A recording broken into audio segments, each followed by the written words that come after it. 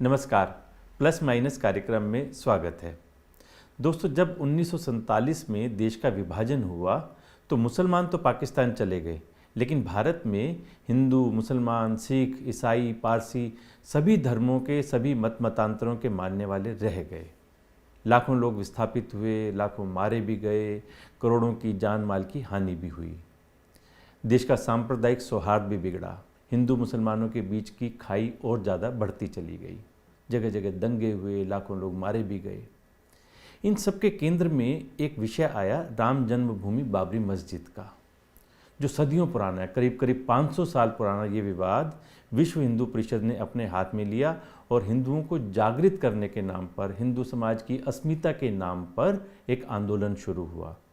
इसके प्रणेता थे अशोक सिंघल जी, जिन्होंने गांव-गांव में जाकर हिंदुओं में एक अलख जगाई कि आपके माथे पर एक ही कलंक लगा हुआ है जो मिटना चाहिए। और अंततोगत्वा वही हुआ जिसका सबको अंदेशा था।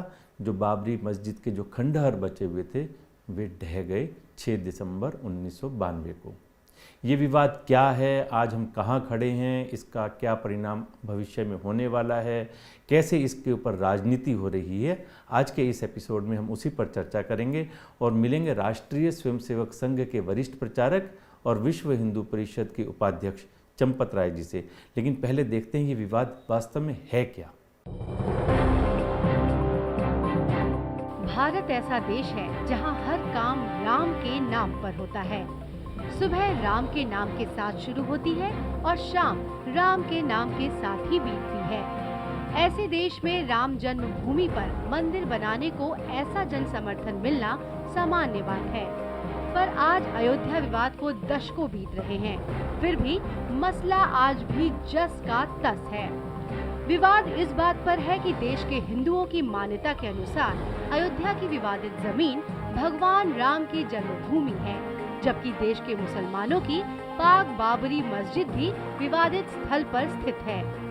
इतिहास की बात करें तो माना जाता है कि साल 1528 में अयोध्या में एक ऐसी जगह पर मस्जिद का निर्माण किया गया जिसे हिंदू भगवान श्री राम का जन्म स्थान मानते हैं। मीर बांकी ने अयोध्या में वर्ष 1528 में बाबरी मस्जिद का निर्माण कराया।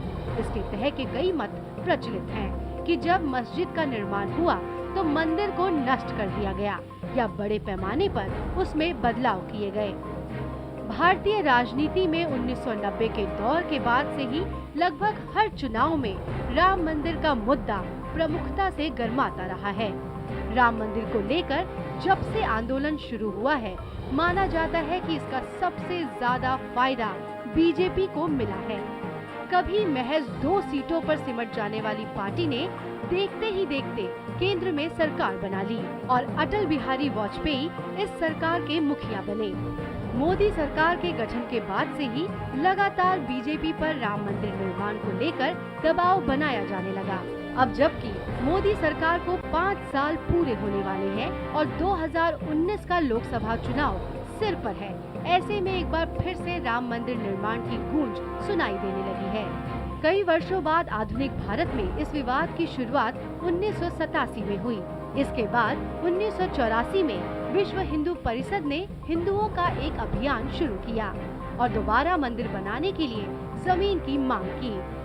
6 दिसंबर 1992 को बाबरी मस्जिद विध्वंस के साथ ही ये मुद्दा सांप्रदायिक हिंसा और नफरत का रूप लेकर पूरे देश में संक्रामक रोग की तरह फैलने लगा। इन दंगों में 2000 से ज्यादा लोग मारे गए। सुप्रीम कोर्ट में ये मामला 2011 से लंबित है। 2017 तक इसका फैसला हो जाना था, पर सुप्रीम कोर्ट ने अब 2018 में इस मामले को ये कहकर टाल दिया है कि ये कोर्ट की वरीयता क्रम में नहीं है। इसके बाद एक बार फिर से राम मंदिर निर्माण मुद्दा गर्मा रहा है। विश्व हिंदू परिषद अब धर्म संसद के माध्यम से इसके लिए जन समर्थन जुटाने की कवायद कर रहा है।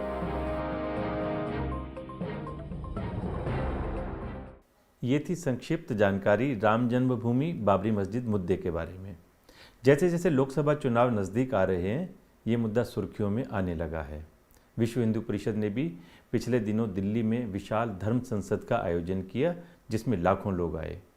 नारे लगने लगे, बच्चा बच्चा राम का, जन्मभूमि के काम का, या फिर मंदिर वहीं बनाएंगे।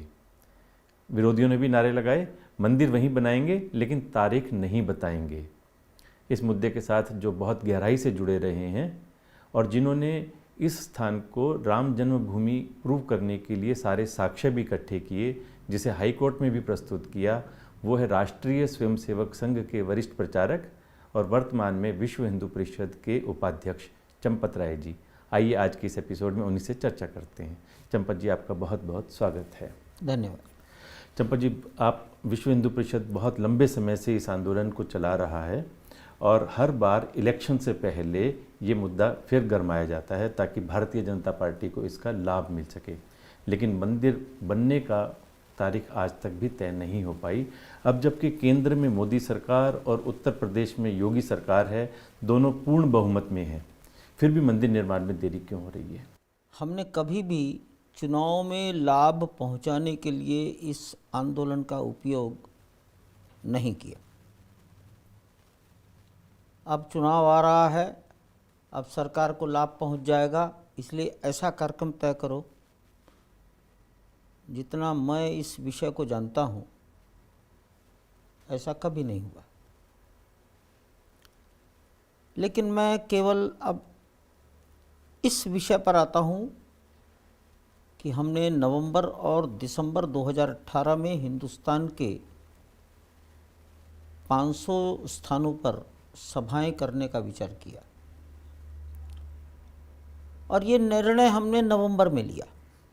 पहली सभा अयोध्या और नागपुर में हुई 25 नवंबर को, 2 दिसंबर को बम्बई में हुई और भी कई स्थानों पर हुई, 9 दिसंबर को दिल्ली में हुई, जिसे आप लोगों ने भी देखा। 2011, 2012, 2013, 2014 तो किसी ने इस विषय को सुनना प्रारंभ करने का विचार भी नहीं किया। सुप्रीम कोर्ट में हमारे वकीलों ने मौखिक रूप से अनेक बार प्रार्थना की कि इस केस को टेकअप किया जाए, कुछ नहीं हुआ। 2014 में सत्ता का परिवर्तन हो गया। चीफ जस्टिस को बार बार आग्रह करते रहे तो भी कुछ नहीं हुआ।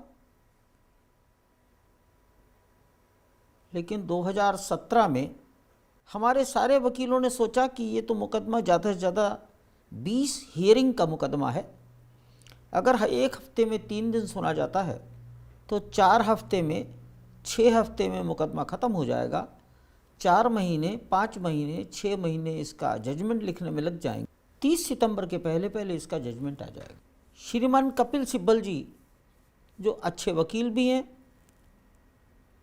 आयु भी पर्याप्त अधिक है, राजनेता भी है, ये तो बड़े अनुसंधान का विषय है कि किस पार्टी के वकील होकर आए, लेकिन वो कोर्ट में आए और सुप्रीम कोर्ट में ऊंची आवाज़ करके बोले कि ये मुकदमा 2019 के लोकसभा चुनाव के बाद सुना जाए। 29 अक्टूबर को नए चीफ जस्टिस आ गए। उन्होंने हमारी केस सुनी, 3 मिनट के अंदर फाइल आगे बढ़ा दी और कहा कि आवर प्रायोरिटीज आर डिफरेंट। तो हिंदुस्तान की प्राथमिकताओं को अभी बताना जरूरी है। चुनाव के बाद कौन किसको प्राथमिकता बताएंगे, और इसलिए हमने 4 नवंबर तक ये निर्णय कर लिया कि इसी नवंबर महीने में सभाएं करेंगे। ये कहना कि हम चुनाव के पहले हमने इसको खड़ा किया है, पूछा उनसे जाना चाहिए जिन्होंने इस विषय को, जो सितंबर 2018 तक समाप्त होने जा रहा था, उसको 2019 के चुनाव के बाद ये कहकर चुनाव का विषय बना दिया। इस चुनौती का उत्तर देना हमने तत्काल जरूरी समझा। इसके लिए वो लोग दोषी हैं, हम नहीं। आप इस पूरे मुद्दे को आस्था के साथ जोड़ते हैं और इसे हिंदू समाज की अस्मिता का प्रश्न मानते हैं, लेकिन कोर्ट का कहना है कि हम इसे आस्था का विषय नहीं मानेंगे, हम इसे एक साधारण भूमि विवाद के रूप में देखेंगे और उसी के आधार पर अपना निर्णय देंगे। अदालत ने जो ये कहा है भूमि विवाद, ये भी मौखिक कहा है, कोई लिखित नहीं है। आस्था केवल इतनी है कि ये भगवान की जन्मभूमि है, ये तो है आस्था। और ये विवाद 490 साल से चला आ रहा है। 10 साल के बाद पूरे 500 साल हो जाएंगे। 1528 से लेकर 2028 में 500 साल हो जाएंगे। तो ये विवाद 490 साल से चला आ रहा है। हिंदू समाज को सौंप देना चाहिए, सुन्नी वक्फ बोर्ड को अपना मुकदमा विड्रॉ कर लेना चाहिए, भारत सरकार को 1994 के अपने एफिडेविट को पालन करना चाहिए। तो ये तथ्यों का मुकदमा है, इसे केवल आस्था का कहना, आस्था इतनी ही है कि हमारे ठाकुर का जन्म स्थान।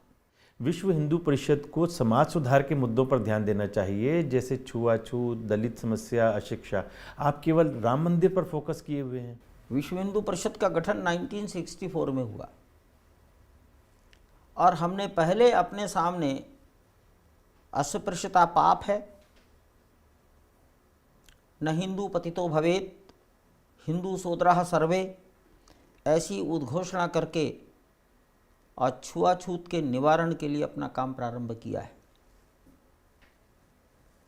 अशिक्षा, घर के संस्कार,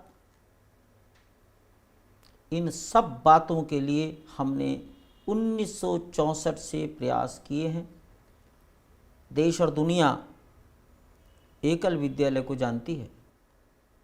साक्षरता, संस्कार, स्वाभिमान, आरोग्य के लिए काम करने वाला एक अभियान है जो बहुत ही यश प्राप्त कर रहा है। राम जन्मभूमि ये राष्ट्रीय स्वाभिमान का विषय, ये तो हमने विश्व हिंदू परिषद के गठन के 20 साल बाद हाथ में लिया है।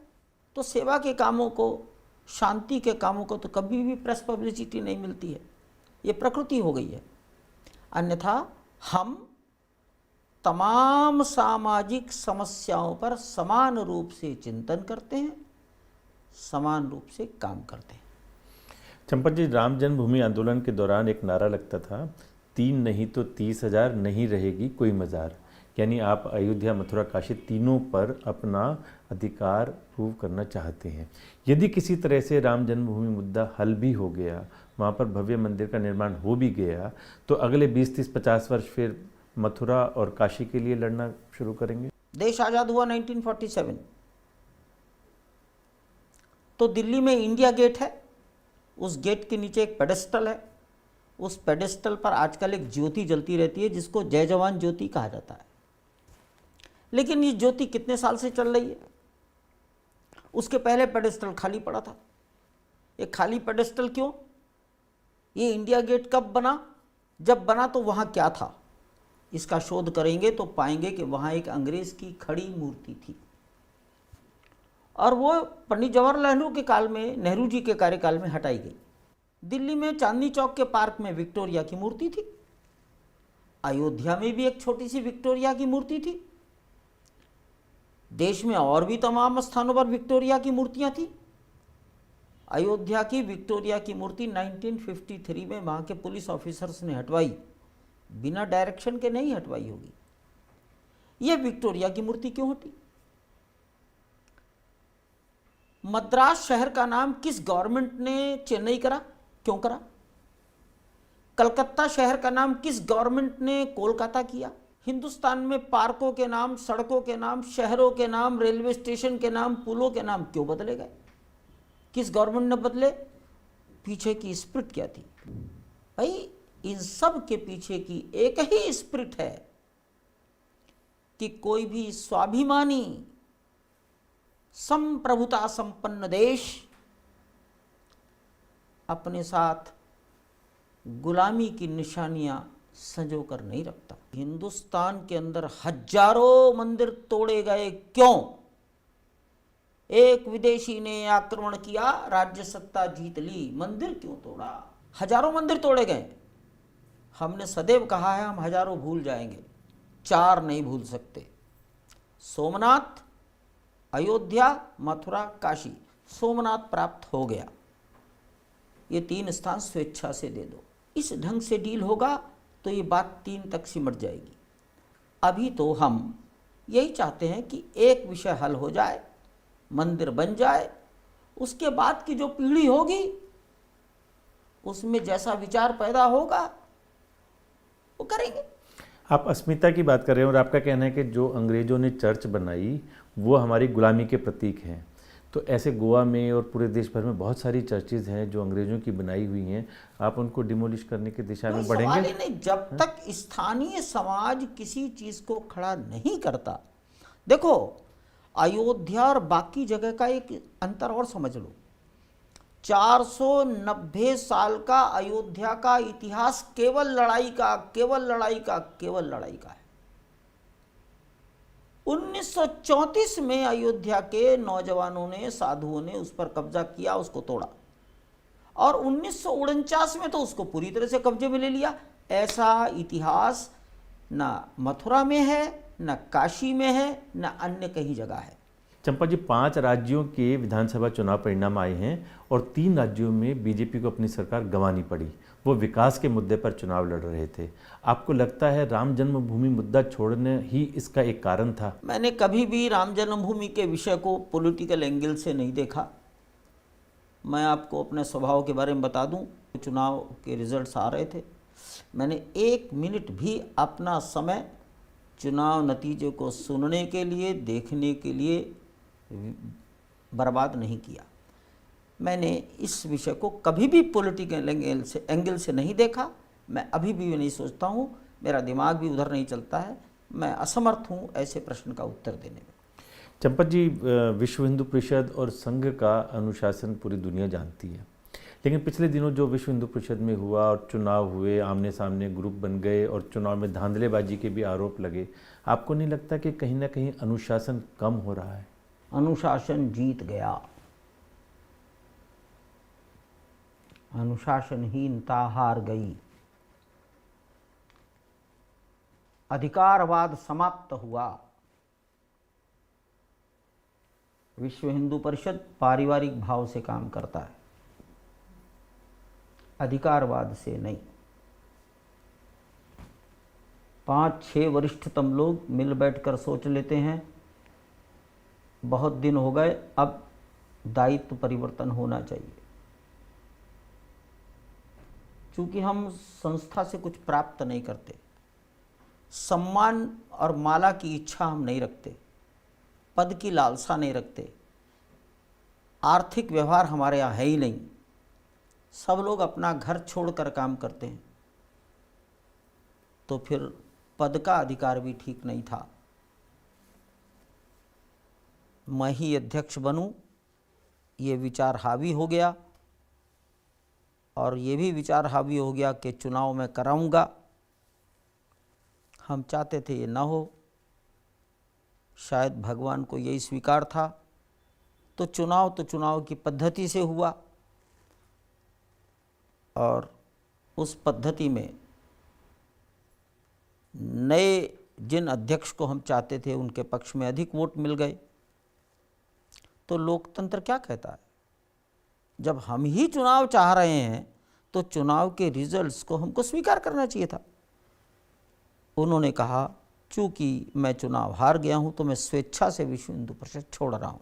उसी दिन उसी क्षण घोषणा करी। हमारा कोई दोष नहीं।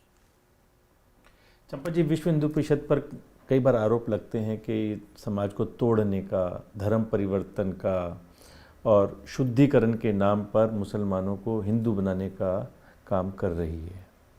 जब हिंदू मुसलमान बनते हैं तो उसे आप धर्म परिवर्तन कहते हैं, लेकिन जब मुसलमान हिंदू बनते हैं तो उसे आप घर वापसी और शुद्धिकरण कहते हैं। बहुत ठीक है, अगर ये आरोप हम पर लगता है तो मुझे बहुत खुशी है। इस आरोप को जन्म जन्मांतर तक हम स्वीकार करेंगे। देखो, मेले ठेले में गए और हमारा बच्चा खोया गया, महीने 2 महीने बाद वो बालक मिल गया तो हम खुश होते हैं। हमारे घर से कोई चुरा कर ले जाए, सड़क पर हमसे कोई ज़बरदस्ती छीन ले, घर में डकैती पड़ जाए, पुलिस खोज खबर ले आए और वो सामान हमें वापस दिला दे, हमें खुशी होती है। हमारे समाज के साथ यही हुआ है। 500-700 साल में हमारे समाज का बहुत बड़ा हिस्सा हमसे छीन लिया गया, वो सब हमारे हैं। मैंने जैसे कहा कि आज के मुसलमानों के पूर्वज सब हिंदू थे, और कोई भी हिंदू और मुसलमान इस्लाम और हिंदू धर्म का तुलनात्मक अध्ययन करके उधर नहीं गया। तलवार के भय से गए या अन्य और किसी कारण से गए। अगर आज उन्हें समझ में आता है कि मेरे पूर्वज तो वही थे, तो मैं जहाँ से आए थे वहीं वापस जा रहे हैं, जहाँ से जाते हैं वहीं वापस आने को घर वापसी कहते हैं। अंग्रेजी में इसी को कहते हैं बैक टू द रूट्स।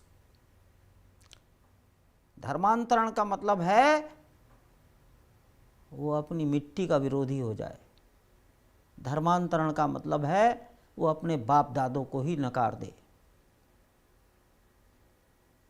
अन्यथा आप इस्लाम में गए, कोई आपत्ति नहीं, मस्जिद में जाइए, कुरान पढ़िए, मोहम्मद साहब को मानिए, तीर्थ यात्रा करने मक्का मदीना जाइए, परंतु नाम आपने क्यों बदल दिया? आपको भारतीय परंपराओं के त्योहारों से विरोध कैसे हो गया, शत्रुता कैसे हो गई? इस मिट्टी का अन्न खाते हो, जल खाते लेते हो, दवाइयाँ लेते हो, फल लेते हो, ये इस मिट्टी के प्रति तुम्हारा विचार क्या है? हम तो इस मिट्टी को माँ कहते हैं, चूंकि यही हमें सब कुछ देती है। तो जब मौलिक चिंतन बदल गया, वीर सावरकर ने क्या बोला है कि परिस्थितियां ऐसी बन गई हैं कि धर्म बदलना मतलब उनके लिए राष्ट्र ही बदल गया। तो हम तो कोशिश करते हैं ये धीरे धीरे समाज की मुख्य धारा का हिस्सा वैसे ही बन जाएं जैसी 400-500 साल पहले उनके पूर्वज थे। इसलिए हम कहते हैं घर वापसी, back to the home, back to the roots. आपको लगता है जो इतनी बड़ी संख्या 25-30 करोड़ मुसलमान देश में हैं, उनको आप बैक टू द रूट्स ला सकेंगे? नहीं ला सकेंगे, कोई बात नहीं, लेकिन इस धरती को अपना तो मानने लगेंगे। गुलामी का लबादा तो उतारने का विचार मन में आएगा। गुलामी का लबादा तो उतारो, अपने त्योहार वैसे ही रखो, वैसी किताब पढ़ो, वैसी मस्जिदों में जाओ, परंतु होली के दंगे तो बंद हो। ये जो अंतर दिखता है, तुम इतना तो कहो कि हाँ ये मातृभूमि, ये धरती हमारे लिए उतनी ही प्यारी है जितनी आपके लिए। इतना कहने में क्या नुकसान है? हम मानते हैं आपकी बात। और वातावरण एक अलग ही चीज होती है। देश में जब वातावरण बनेगा तो पता नहीं क्या होगा। चंपत जी, कई हजार करोड़ रुपए की लागत से अयोध्या में एक बहुत बड़ी विशाल प्रभु राम की एक मूर्ति लगाने की योजना है। आपको लगता है कि जब देश में स्कूल, हॉस्पिटल्स, कॉलेजेस, इन सब की आवश्यकता है, इतने हजार करोड़ रुपए एक मूर्ति लगाने पर खर्च होने चाहिए? मैं इस विषय में क्या कहूँ, लेकिन 9 दिसंबर को साध्वी ऋतंबरा ने कहा है अयोध्या में भगवान की बड़ी भारी मूर्ति बनेगी, अयोध्या में अमुक अमुक योजनाएं चलेंगी। बहुत अच्छी बात है, लेकिन हमें तो तभी शांति मिलेगी जब वहाँ भगवान के जन्म स्थान को वापस हम प्राप्त कर लेंगे।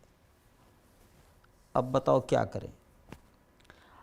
अब अयोध्या में राम की मूर्ति बनने की आपत्ति कैसे करें अगर सारे हिंदुस्तान ने सरदार पटेल की मूर्ति को स्वीकार किया है?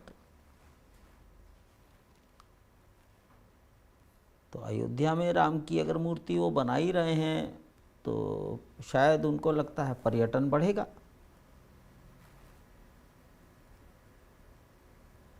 तो हम तो इसके विरुद्ध नहीं बोल सकते,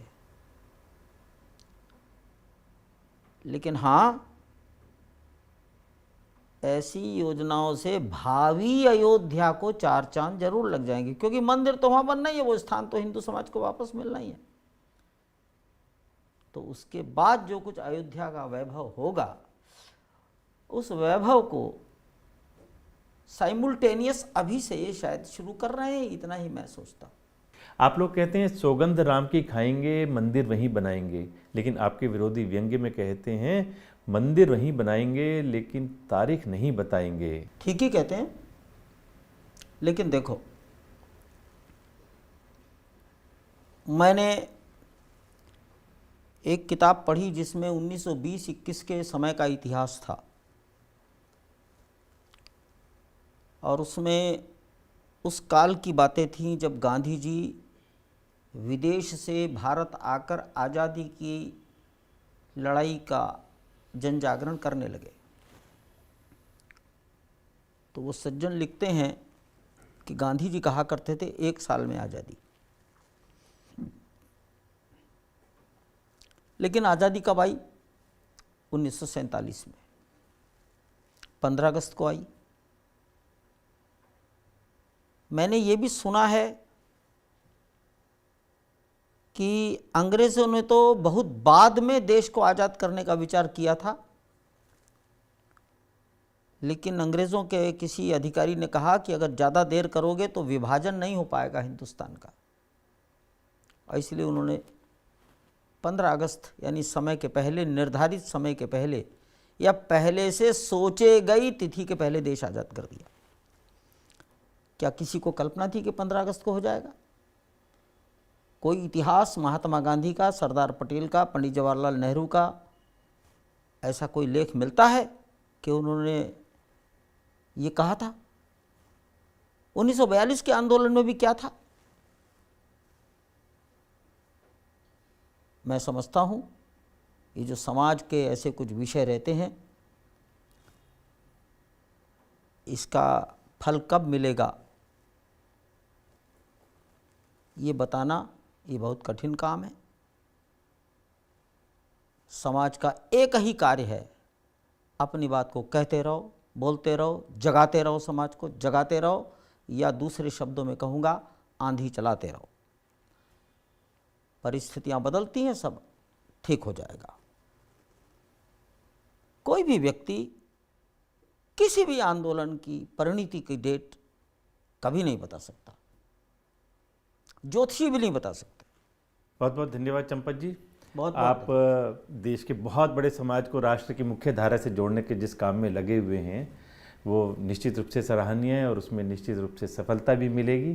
बहुत उज्जवल भविष्य की कामना करते हुए आपका एक बार पुनः बहुत बहुत धन्यवाद। ये थे हमारे साथ आज के मेहमान विश्व हिंदू परिषद के उपाध्यक्ष चंपत जी। अगले सप्ताह फिर एक नई शख्सियत से मिलेंगे, तब तक के लिए नमस्कार।